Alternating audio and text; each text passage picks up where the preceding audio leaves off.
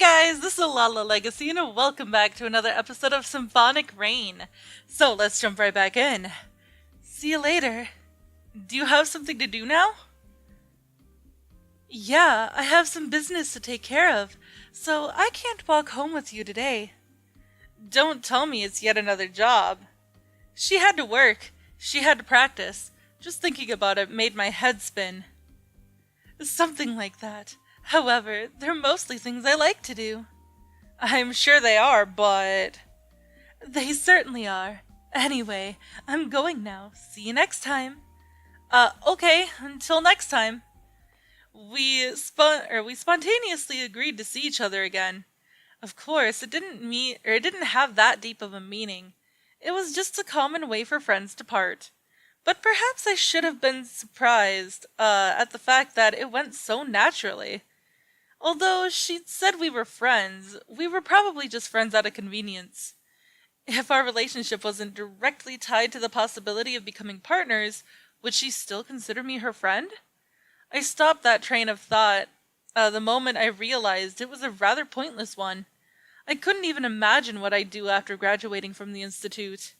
There might come a sudden event after which I'd never meet Fal again.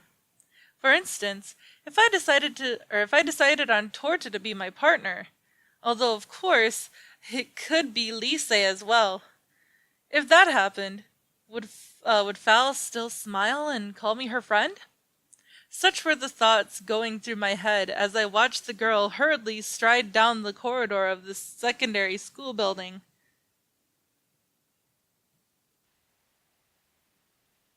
December 14th.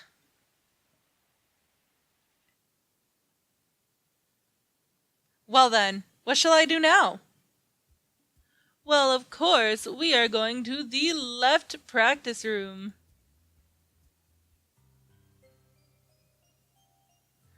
Taking a quick glance into the corridor from my seat in the cafeteria, I spotted Fal talking to an instructor.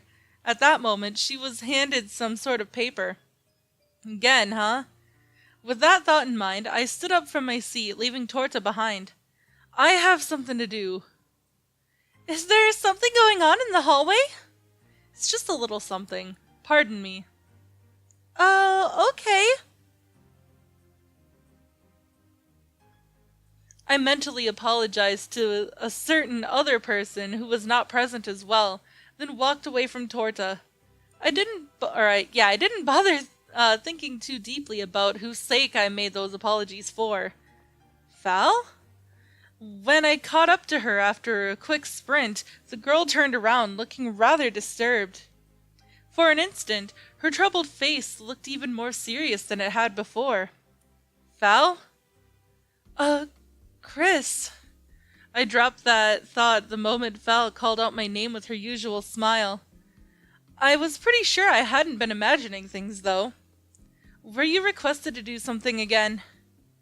Yeah, that's right. Seems like you're having a rough time. Actually, yeah, I am having a rough time. She shot me an upward glance. As though it were the natural thing to do for a teacher's pet, she continued in a sweet tone. Will you help me as you did before? It depends. I would hate to abandon you mid-task. What kind of job is it? As a boy, you're supposed to agree to help without inquiries beforehand. If it's something within my abilities. That was why I chased after her, after all. You're being very cautious. It'll take some time to explain, so can it wait until after we arrive at the lecture room? I don't think I could decline if we go that far. That's exactly why. Could you wait at the lecture room we went to before? I'm going to fetch the key. But... I never said I'd accept. Oh well. Fal wouldn't be burdened with something I absolutely wasn't capable of either. She was probably just playing around with me anyhow. I decided to wait at the lecture room where we copied scores the other day, hoping the job would be simple.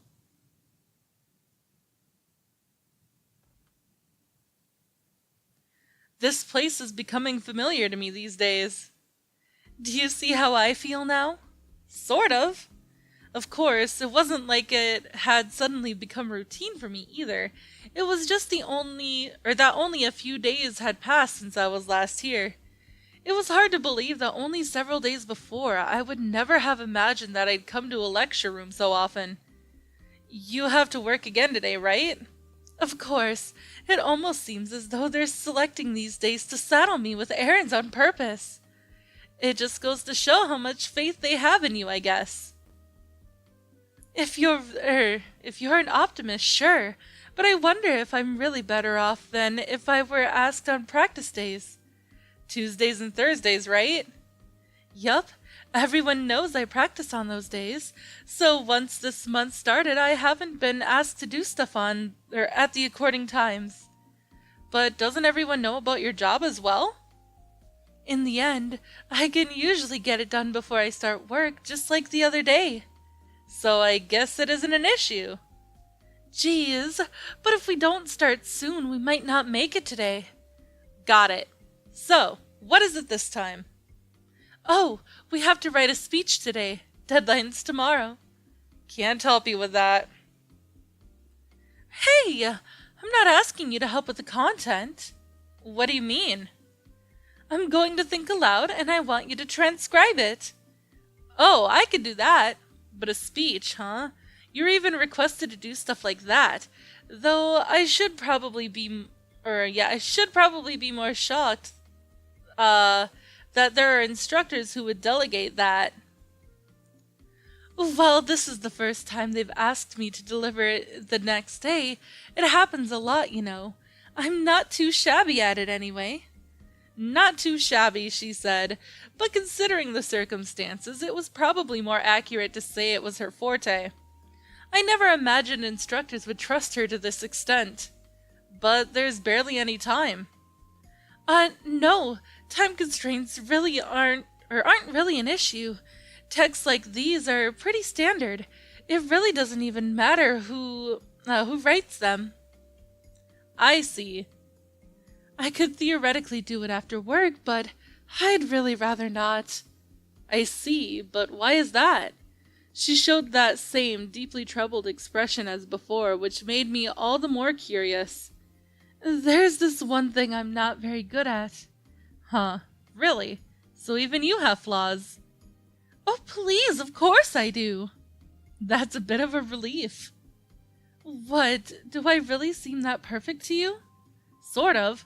Anyways, I'm a little happy to hear that you aren't. Really? In that case, actually, it might not be fine after all. I can't really take pride in something like that. So, what is it that you're bad at? Writing. Huh? My writing is far from elegant. Your writing? Don't make me repeat myself. Wait, that's it? Don't make light of it. I'm really insecure about this. So, how ugly is it? Now you've got me really curious. I'd prefer not to demonstrate. Huh? It's so ugly, I don't even want to show it. Oh, geez, we don't have time for this. Let's get a move on. Fal said curtly, as though to hide her embarrassment. She looked kind of cute doing that.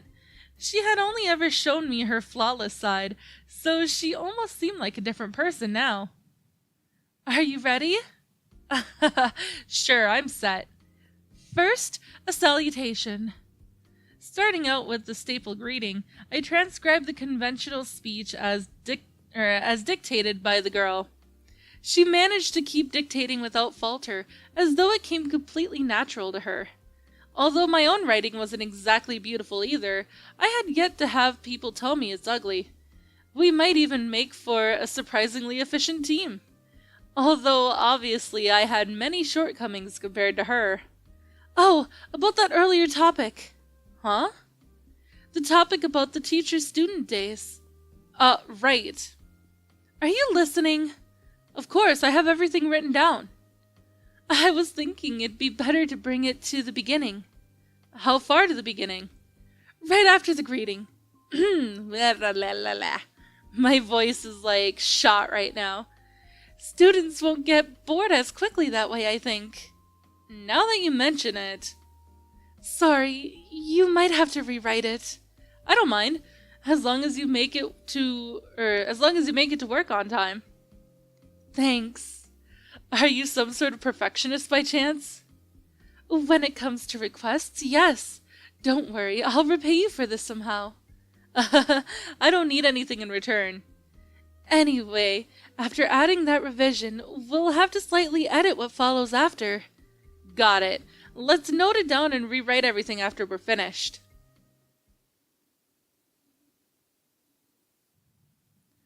Whew. Good job. Sorry for having you handle the last part on your own. I'm just glad I could be of use.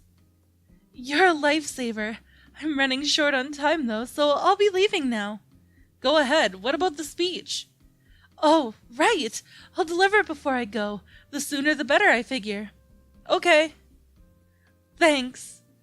You have really pretty handwriting. That's not really true, but at least it's not ugly, I guess. What an awful comment! I didn't mean it like that. I know. Anyway, I'll pay you back. Like I said, you have no choice on the matter. Don't tell me you're holding that last bit against me. Who knows? See you tomorrow. Energetically strode off into the corridor without bothering to wait for my reply. I never agreed to go to practice with her tomorrow. See you tomorrow, huh? I have always decided who to practice with on the actual day, but now I wasn't sure if that would be such a good idea. And I realized that I even wanted to stop thinking about this until tomorrow, which made me feel a little ashamed of myself. What should I do about practice tomorrow? December 15th.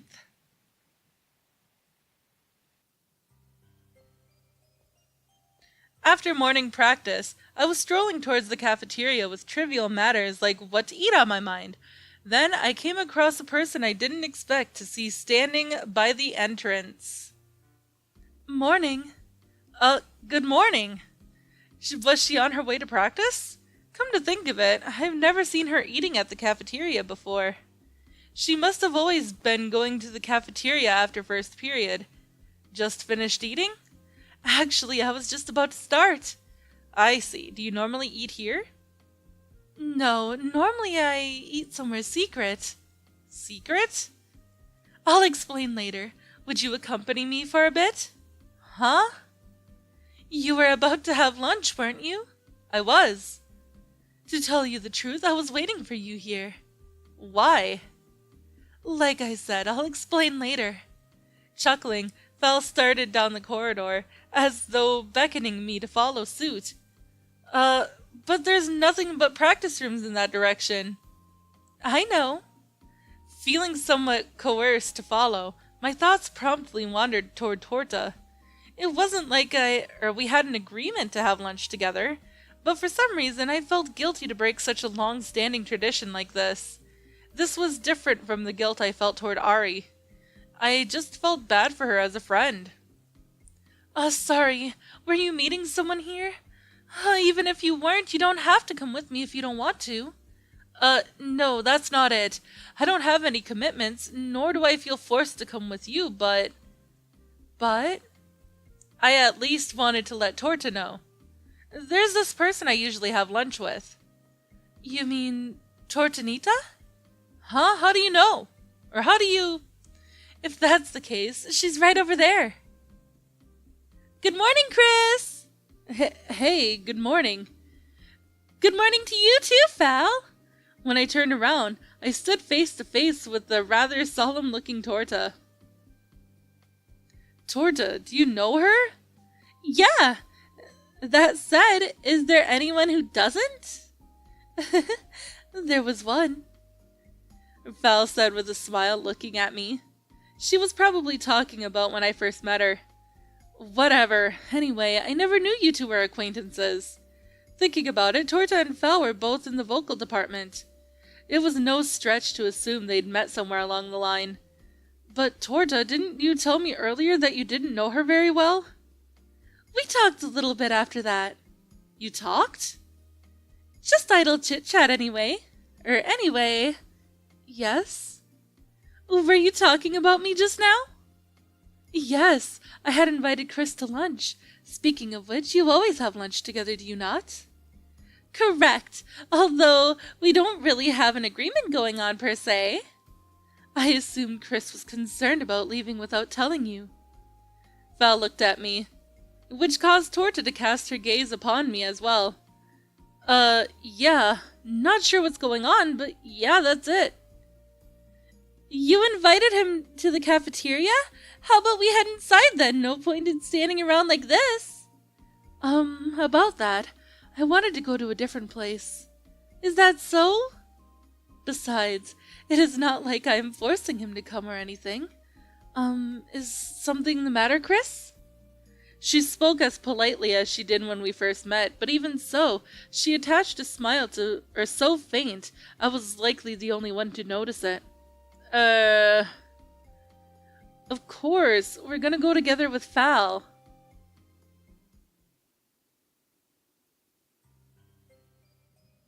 I don't have any other plans, so I was thinking of going with Fal, I uttered tentatively as I turned toward Torta, who, beyond my expectations, posed no further questions and continued with a smile.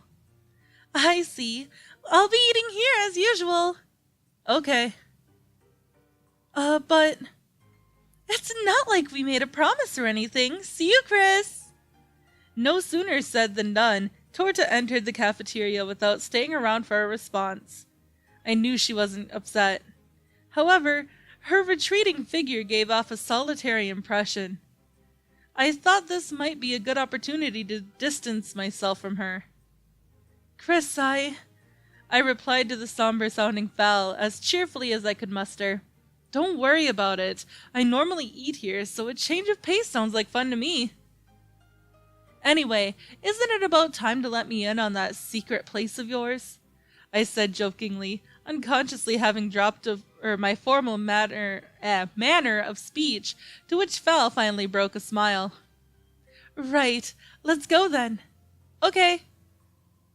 Excuse me, I obediently followed her as she proceeded down the corridor, in a direction where only practice rooms were located.